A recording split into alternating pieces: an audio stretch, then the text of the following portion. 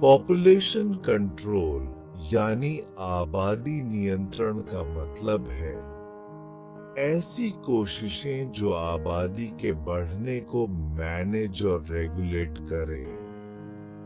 इसमें जन्म दर और मृत्यु दर के बीच बैलेंस बनाए रखना होता है ताकि सब लोगों के लिए अच्छी जिंदगी और देश का सही विकास हो सके।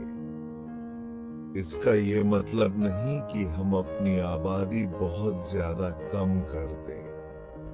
इसका मतलब है कि हम आज की और आने वाली पीढ़ियों की भलाई के लिए एक संतुलन बनाएं। सोचो, एक ऐसा समाज जहां हर किसी को अच्छी शिक्षा, स्वास्थ्य सेवाएं और नौकरी के मौके मिले।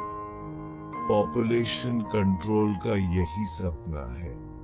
जब हम आबादी के बढ़ने को सही तरीके से मैनेज करते हैं, तो हम अपने और अपने बच्चों के लिए एक बेहतर भविष्य बनाते हैं।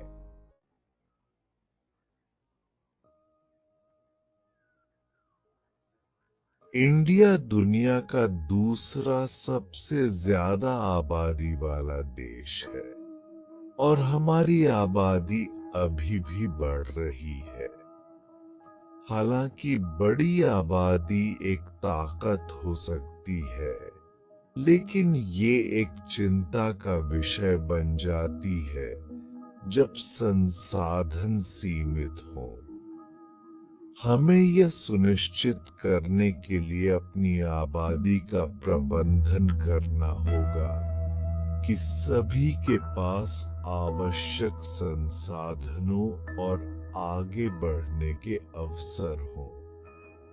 इसे ऐसे समझें, अगर हमारे पास सीमित मात्रा में संसाधन है और उनको चाहने वालों की संख्या लगातार बढ़ती रहती है, तो सभी को पर्याप्त मात्रा में उपलब्ध कराना मुश्किल हो जाता है।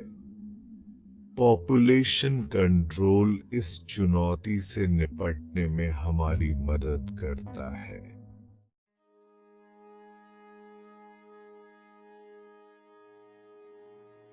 अधिक जनसंख्या हमारे संसाधनों और बुनियादी ढांचे पर दबाव डालती है।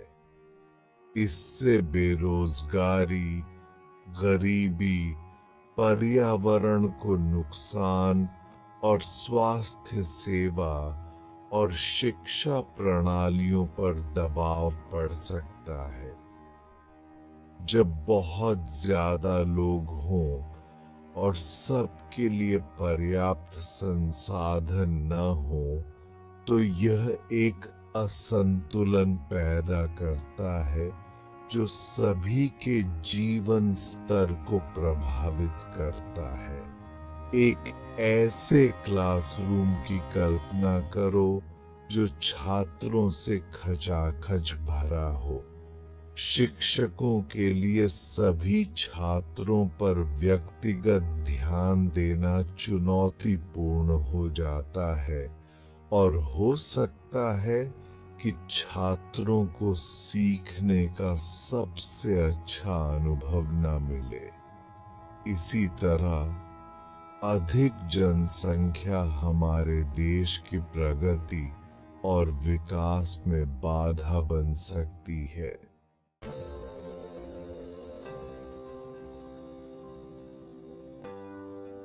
भाग 4: जनसंख्या नियंत्रण के प्रभावी तरीके। बहुत से तरीके आबादी के विकास को प्रभावी ढंग से प्रबंधित करने में मदद कर सकते हैं। इनमें परिवार नियोजन को बढ़ावा देना, महिलाओं को शिक्षा और रोजगार के जरिए सशक्त बनाना और छोटे परिवारों के फायदों के बारे में जागरूकता फैलाना शामिल है। लोगों को सूचित विकल्प बनाने के लिए ज्ञान और संसाधन उपलब्ध कराकर हम एक स्थायी भविष्य की दिशा में काम कर सकते हैं। महिलाओं को सशक्त बनाना बहुत जरूरी है। जब महिलाओं के पास शिक्षा और रोजगार के अवसर होते हैं तो वे अपने प्रजनन स्वास्थ्य के बारे में निर्णय लेने और राष्ट्र के विकास में योगदान करने के लिए बेहतर ढंग से तैयार होती हैं।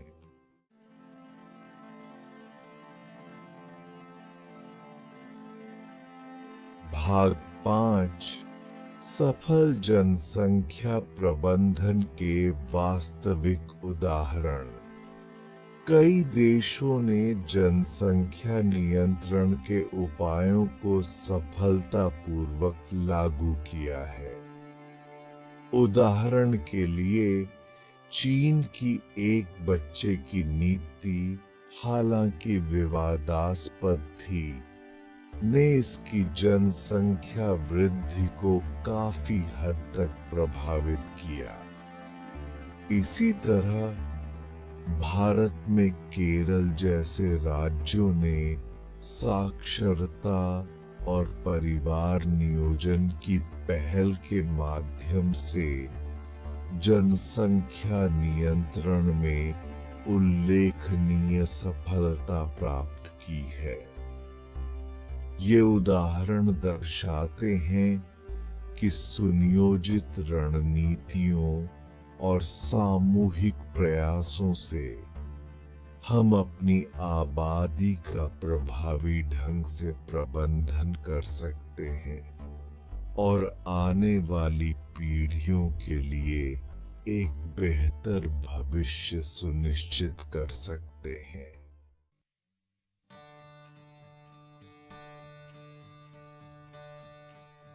भाग 6 हमारी साझा जिम्मेदारी कार्यवाही हेतु आह्वान। जनसंख्या नियंत्रण केवल सरकार की ही जिम्मेदारी नहीं है, यह एक साझा जिम्मेदारी है। प्रत्येक व्यक्ति को परिवार नियोजन के महत्व को समझना चाहिए और जिम्मेदारी से चुनाव करना चाहिए।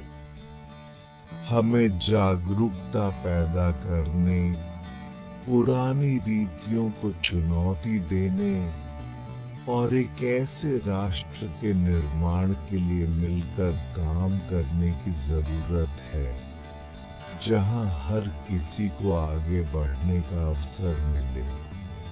आइए हम एक ऐसे भविष्य के निर्माण का संकल्प लें जहां हर बच्चा एक उज्जवल भविष्य के वादे के साथ पैदा हो, जहां संसाधन प्रचुर मात्रा में हो और जहां हमारा राष्ट्र सतत विकास के प्रकाश स्तंभ के रूप में खड़ा हो।